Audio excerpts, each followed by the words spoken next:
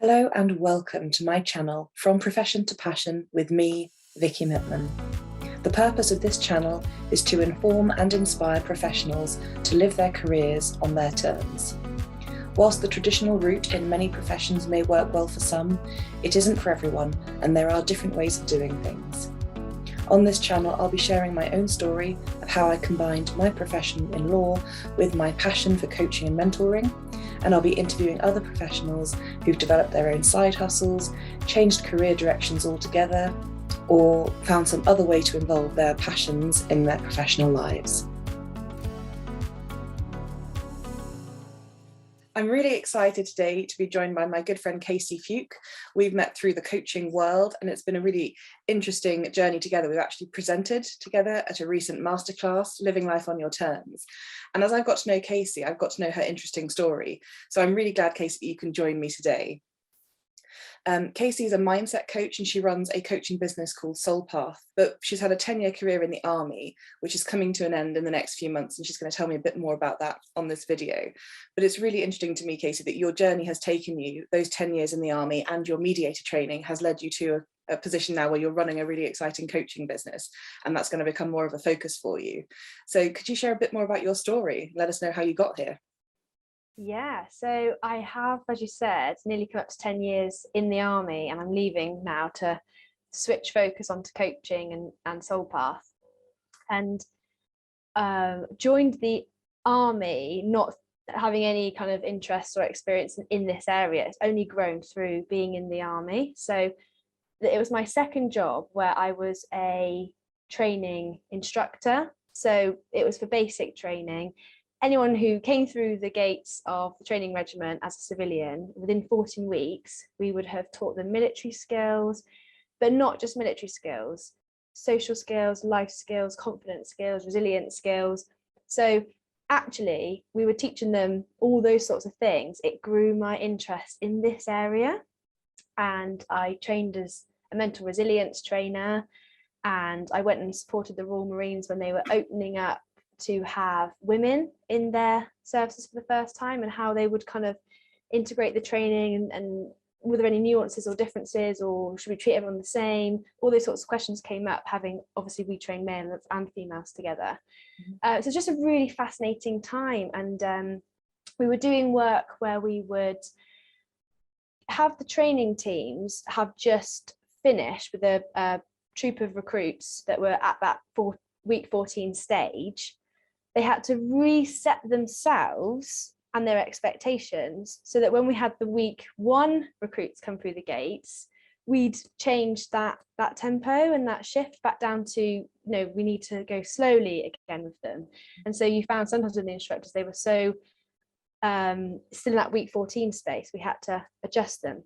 So anyway, this is where my passion for this personal development, coaching, mindset, resilience stuff all came from. And I loved it and thought, this is what I need to do. So then I also qualified as a mediator. So I do workplace mediations.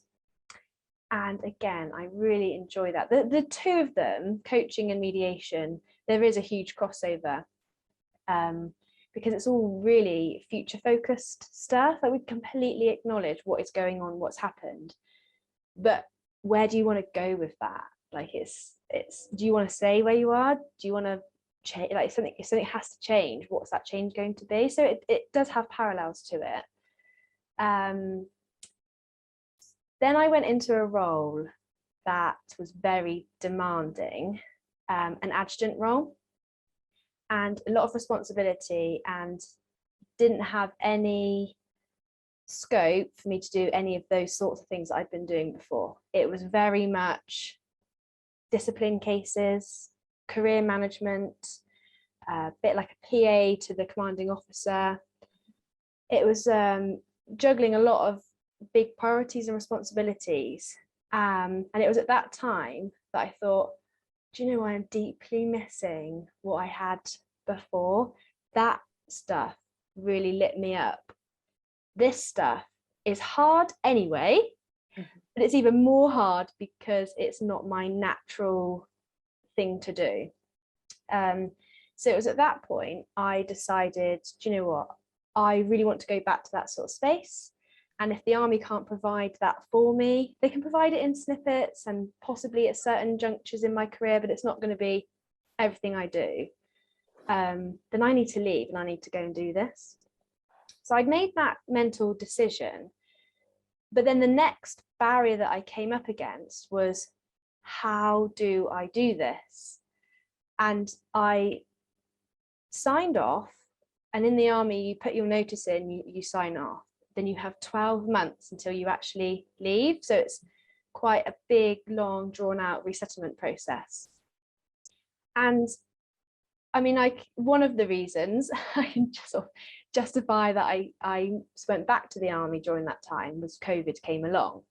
So it was daunting anyway, but it was even more scary with finances when COVID had hit and I didn't really know what the world looked like. So I retreated back to the army, back to my security of my employment.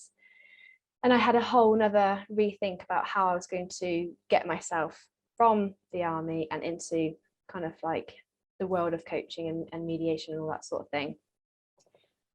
So I spent time qualifying as a coach. I did positive psychology and coaching psychology with the University of East London, and got my accreditation and started Soul Path. So I did it all whilst I was still serving. Yeah. And my role at the time, and this is the role I'm finishing in, was the Army Officer Selection Board. So the two actually were very complementary, because at the selection board, it's all very people focused, and you're looking at the potential in people to undertake training and go to Sandhurst, which is officer training. So that aligned really well. So that's been wonderful to kind of have the time to set all that in place. So going forward, I now coach people who are similar to where I was before, just kind of lost at sea, not quite knowing where to go, how to go about things, and in particular, those that are resettling and leaving the services, because there's such a lot of change that happens in so many areas that it can be quite overwhelming. And dealing with each of those as you go would require some support at stages. Sometimes I felt like that support I didn't have. So yeah, that's the passion coming through, I guess, for the mediation and the coaching, and why I'm doing what I'm doing. Absolutely. And I think it's interesting, like you say, because you've been in the military for so long, and you already had that, as you say, 12 months from when you say I want to leave to actually leaving. And I thought, gosh, most people hand in their notice when they're ready to move on, and that's a long time. And is it that they're hoping you won't really go, or is it that they just are trying to prepare you for life back in as a civilian again after so long there? But I think it's probably what spoke to me when you were talking was you found your passion and settled on that relatively quickly, but you still tried other roles as well, but you gravitated back towards that mindset, resilience, confidence, which is where your focus is for coaching. And having had many conversations with you over the last year, I know that we probably have a very similar view of all of that. And actually, in my role as a lawyer, I didn't really have to do very much of that, apart from training younger staff and coaching and mentoring younger lawyers as they came through as a more senior lawyer. That was one of my roles. And actually, I loved that part, because I loved watching people develop and helping them to develop and reach their potential. And it's something that a lot of professionals don't like doing. They know that they have to bring younger staff through, and they train them in the legal skills that they need, and in the drafting and interviewing and advocacy and whatever else it might be that those younger lawyers need help with, but they don't talk about how to get the best out of people. And often that's just an annoyance that they have to deal with. Whereas I loved that side of things, and I wish in some ways I'd been coached more as a young lawyer, because I feel like I could have thrived quicker and better had I been coached.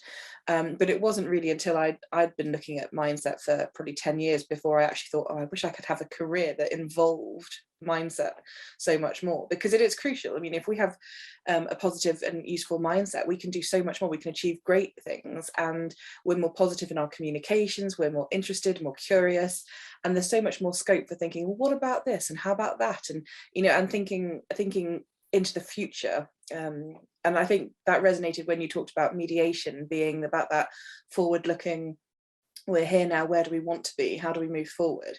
And it's a more positive space, isn't it, coaching and mediation. It's more positive to try and move people out of a period, but yeah, a place of feeling stuck to a place of feeling a little bit more empowered, enlightened, excited, and happy to move forward. I agree.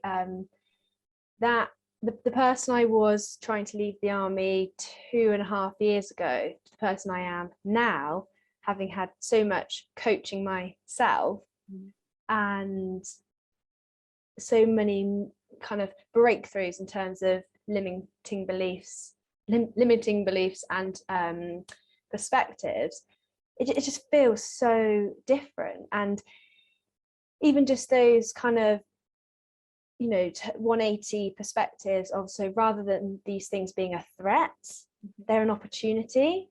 And rather than having expectations out of certain things, go in expectation free and see what comes out of it, and be curious.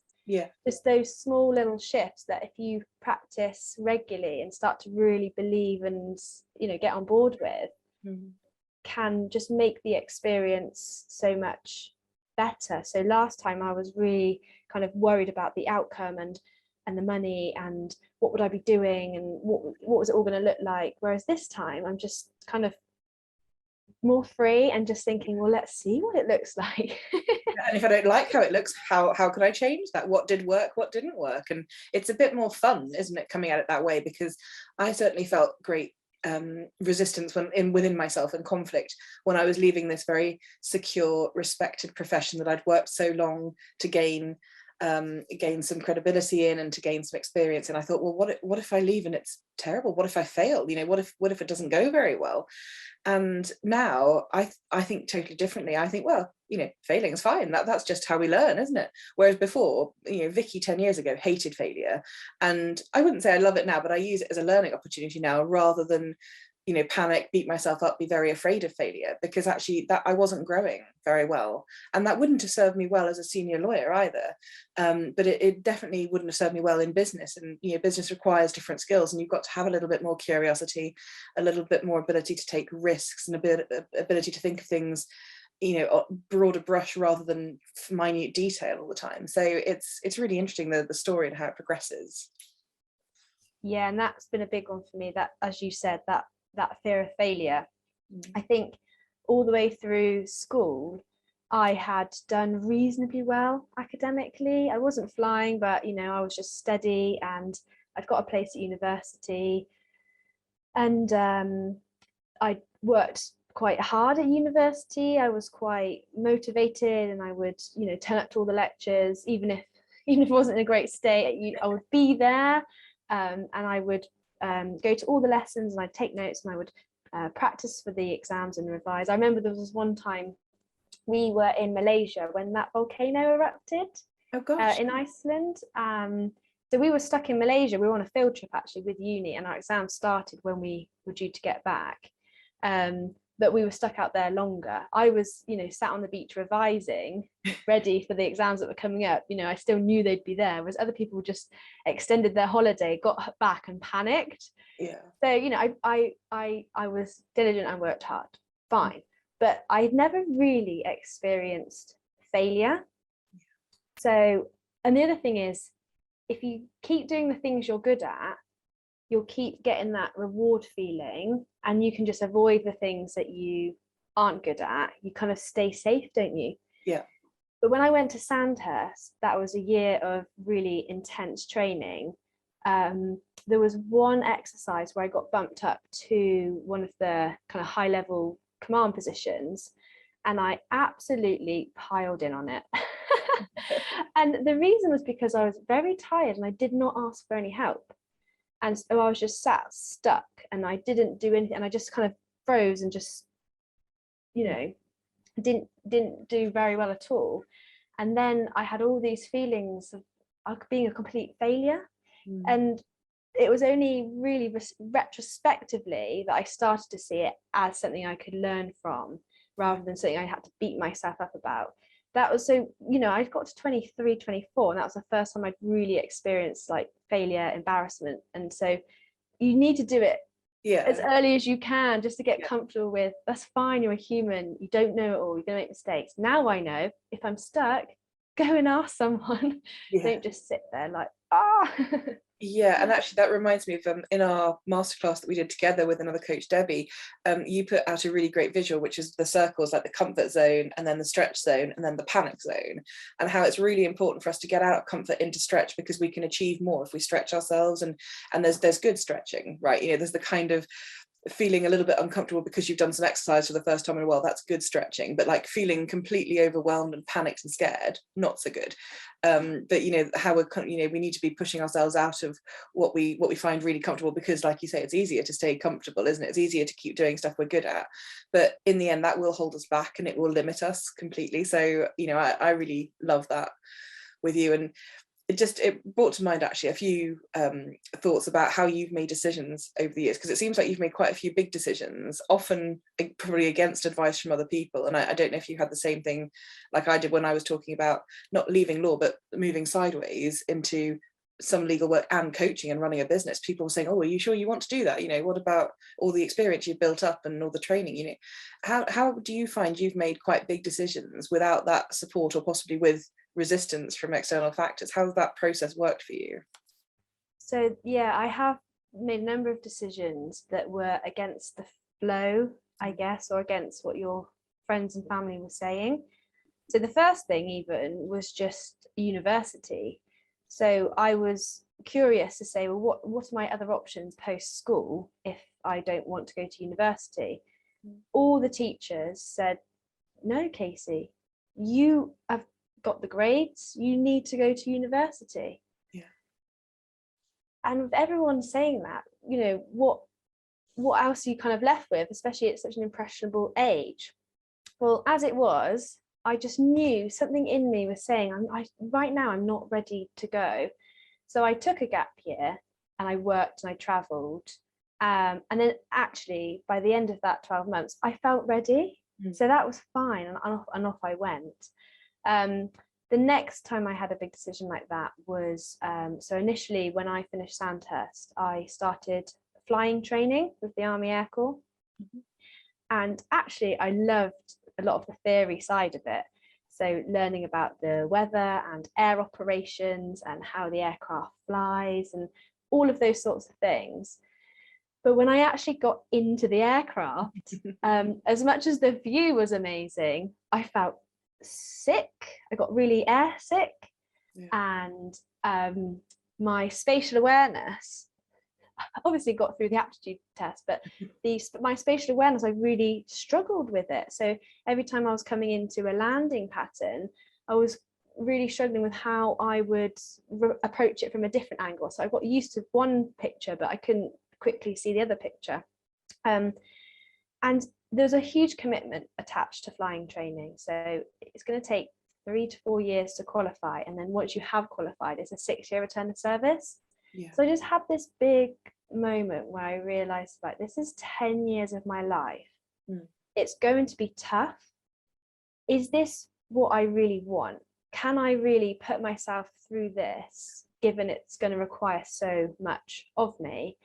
And I realized no.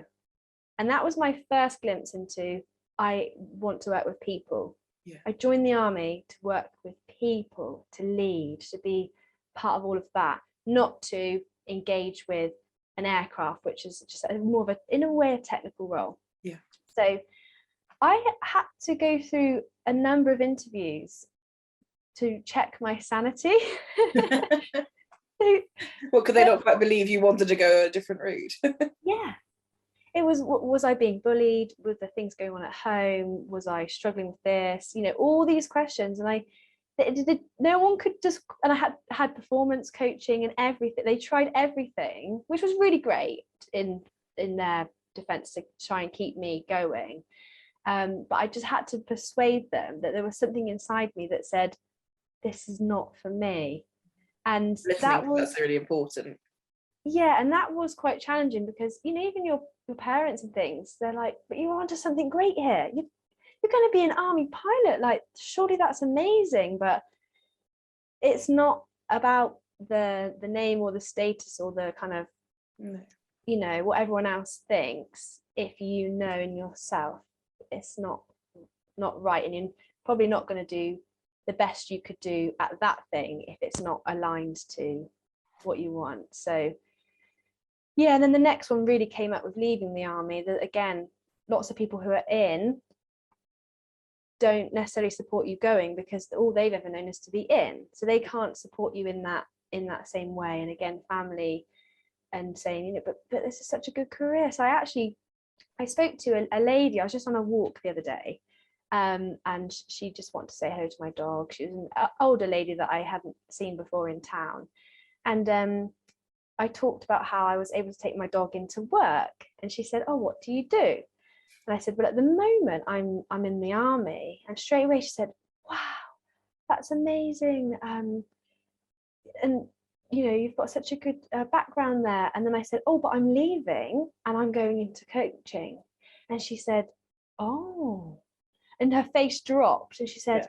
"Oh," and she was really like worried for me. And I said to her, "No, this is a really good thing.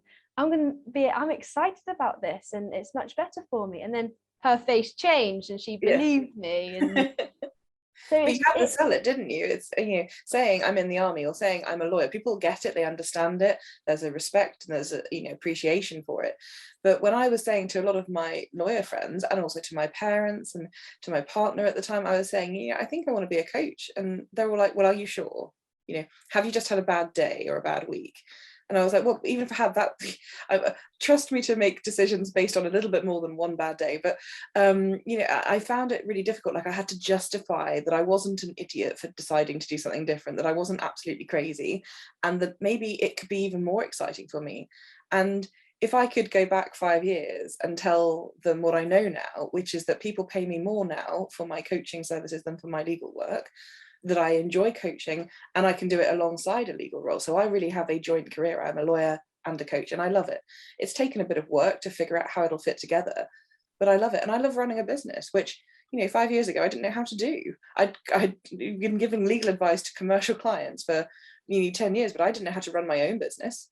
And the first time I tried to raise my own invoice, or, you know, to do some marketing, it was madness, because as a lawyer, you have a lot of that done for you. There's a big corporate machine that prints business cards and sends you to networking events and helps you raise your invoicing. And you've got all these platforms and software to help you. And when you're out on your own doing it, you think, right, what information goes on an invoice? For the first time ever, it was so strange to me. So there's a lot of scariness that comes with that already, without everyone, you know, piling on and saying, are you sure this is a good decision? But, you know, it's important, if you have that feeling and you know there's something else out there for you, and it's probably been building for a while, and you're like, no, this is what I really want to do. yeah, and it is hard, isn't it? Because when you have that inner voice that says, oh, I kind of want to do something else, but no one else around you is kind of cheering you on, and you have to cheer yourself, that's when I think you want to try and find like-minded people that are on that path, on that journey, or get alternative support or an alternative community. And that has made a huge difference to me. And Vicky, you're exactly that. You're in that community of somebody who's doing the same sort of thing, who, like you said, it kind of inspires and role models that it's possible. Yeah. And if someone else, if another human's doing this, then you could do that I can do it too. Yeah. Exactly. And actually, that's one of the reasons that I created this Facebook group, From Profession to Passion. It's one of the reasons I do these videos, because there are so many more people out there who've been in organizations for a long time, been in certain professions for a long time, but they want to do something a bit different. And that's quite okay. There are people doing it. And I want to share some of the success stories of those people doing it, like you. And I want to share some of the journeys people have been on, because there'll be someone or something that really resonates with someone watching it for the first time and thinking, wow, so someone else thought exactly the same thing I thought, and that's okay. And they've made a success. Why don't I reach out to Casey and ask her opinion about this? But I think it's really important that people who've been there and done it are not just inspirational, but really supportive of it. And actually, I speak to some people who are looking for change, and it's clear they're not really ready and that they don't really want the same sort of change I had, but it's listening to them and helping them find out what feels right for them, which is really what coaching is. So I think it's such an important thing that we're doing here. But on that note, I would love to ask if you had some advice to give someone who was looking at change, or maybe some advice for your younger self, what would you recommend? So I think there's a big thing about trusting yourself, and connecting to yourself and those thoughts and feelings. So it can be difficult to get swept away with life, the career progression, or just we've already, almost like the sunk cost fallacy. I've already trained in this area, so therefore I've put so much time and effort and resource and money into it, I should continue. And I think it's something about trusting yourself, that you do know yourself better than anyone else. And as much as that advice comes from a place of love and support, just take it with that pinch of salt, that you still are your own person and you don't need permission to change or make these decisions.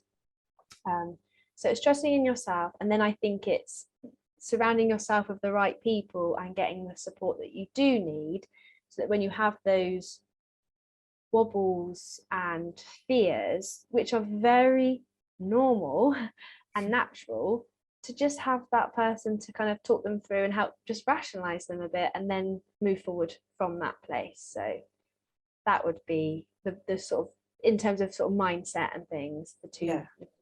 And I think that's brilliant, that whole idea of, you don't need permission to change. A lot of people ask other people because they're looking for someone to say, yeah, that's a great idea, go for it. But actually you don't need that, because that's within you. If you're already thinking about changing, if you're already thinking there's something else out there for me and I really want to explore that, that's great, and go for it, no matter what anybody else says. I think that's a really important point.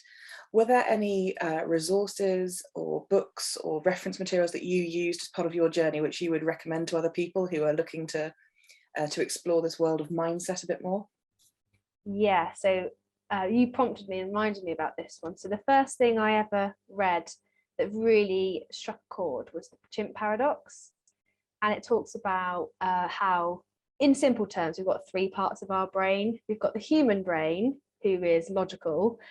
We've got the computer part of the brain, is the person, or the part that just does things automatically, learn behaviors and kind of brain efficiency, like learning to drive. It's effortful at the start, but then it just becomes automatic. Yeah.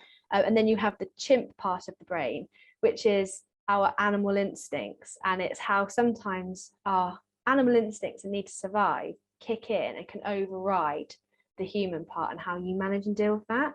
So that was really super interesting. Love that book.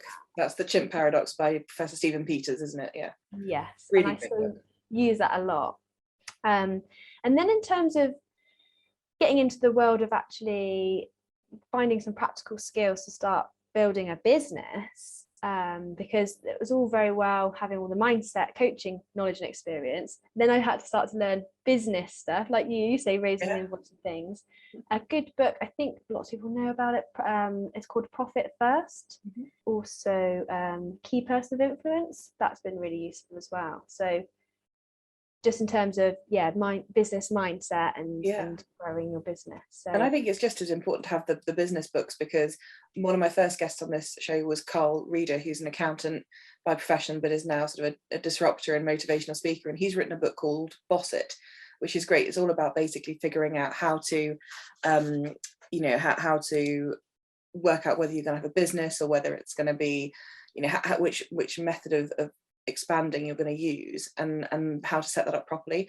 But those are really key skills, really important skills to have right from the word go.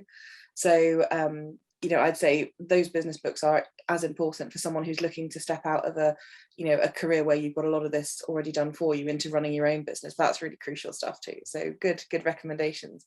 Well, Casey, thank you so much for joining me today. I'll put your details below, but how's the best way for people to contact you if they want to reach out or get your opinions on something, or to work with you? So I do have a website, which is thesoulpath.co.uk, and my email address is on there, and you can drop a message on there. But I also have a Facebook group called Soul Path, and every week we focus on something to do with confidence, mindset, or well-being. So if you find me on Facebook at the Soul Path Coach, you'll find the page or the group there. And I'm also on LinkedIn, Casey Fuke, but the Facebook group is probably a good place to start. Fantastic. Thank you so much, and thank you for joining me. Thanks, Vicky. Thank you for watching this video, and I hope it's provided some food for thought. If you've enjoyed it, please subscribe below and feel free to like or comment. I'd love to know what you think. If you're interested in hearing more about this, please join my Facebook community, From Profession to Passion with Vicky Mittman. I'll see you next time.